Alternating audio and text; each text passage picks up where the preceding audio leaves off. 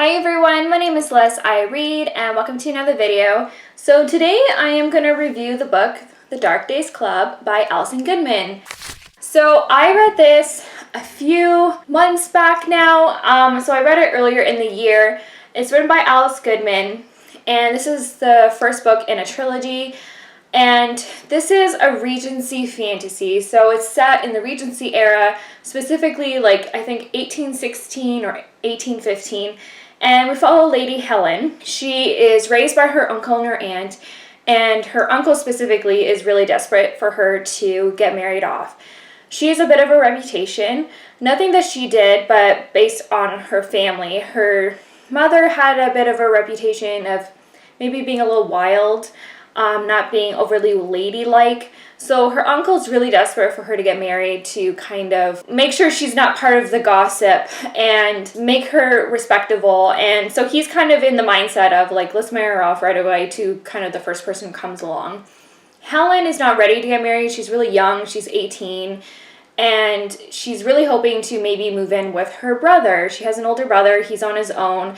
And she asks him if she can maybe be his lady for a little while before she gets married. I'm sorry, I should probably make a correction here. When I say be his lady, I mean to keep house for him, to be the lady of his house, to manage his home for him as his sister, not as his lover. I just thought I should make that correction, so I apologize. In the meantime, she's preparing for her debut before the Queen, and also she is noticing changes within her.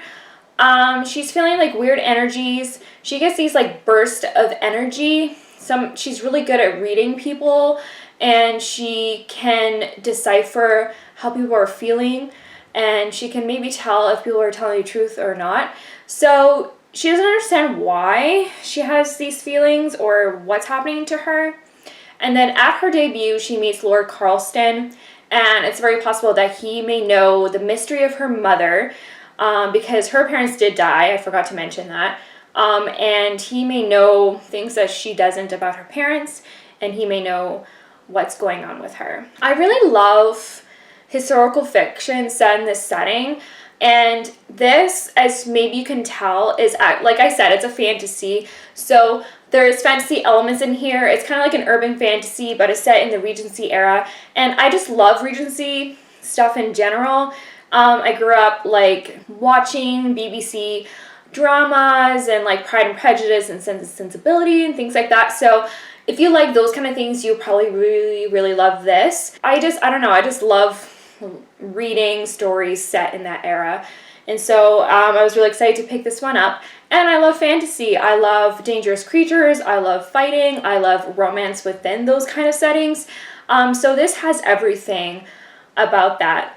Lord Carlston, he's basically like a Mr. Darcy like character. It is a bit of a hate to love romance. It's extremely slow burn. There's also a love triangle, and I love the love triangle. Like, I was on board for like either romantic lead. So there's lots of drama in here, that's for sure, and I definitely ate it all up.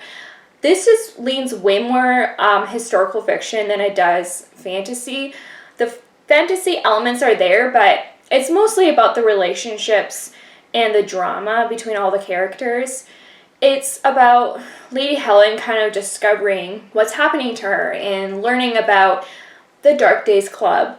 I don't want to say too much about what that is because I don't want to spoil anything, because we don't even discover what's going on until halfway through the book, and it was a fun journey to kind of discover what's going on. But it's about Lady Helen really struggling with being a woman in the society and what people are asking of her. She meets people who have these answers for her, and the answers they give her is in constant conflict with what the traditional society asks of her as a woman. Women in the society are expected to get married, and it's a male-dominant society, and they have to submit to the male figures in their life, and they don't have much choice. All they have to do is sit around and do crochet and gossip and go to parties and things like that. So like I definitely loved that struggle, and I really felt for Helen because she's been taught to be one way, and these people are possibly asking her to be something else. I loved this so much. This is definitely a new favorite of mine. It's slow, like it's really wordy. If you like kind of really atmospheric stories, if you like slow stories where you really like absorb, I guess, the setting and really feel like you're there, this is definitely good for that. The fantasy stuff that did happen, I don't know if I remember too much. It wasn't that gory, but I know book 2 was a lot more, I guess, graphic when it came to some of the fantasy elements. Nothing that I can handle, but I just am warning you, I guess. But like I said, like that, even though the focus is around fantasy, there isn't a lot of high action.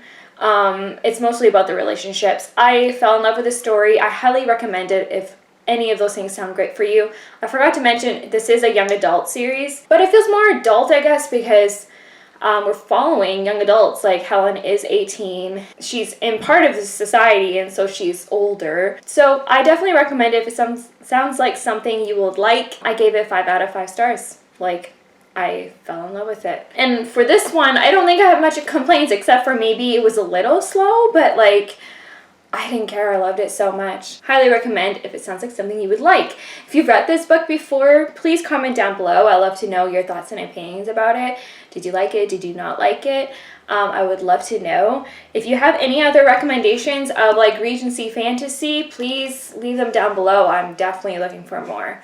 If you like this video, please give it a thumbs up. Please subscribe if you have not done so.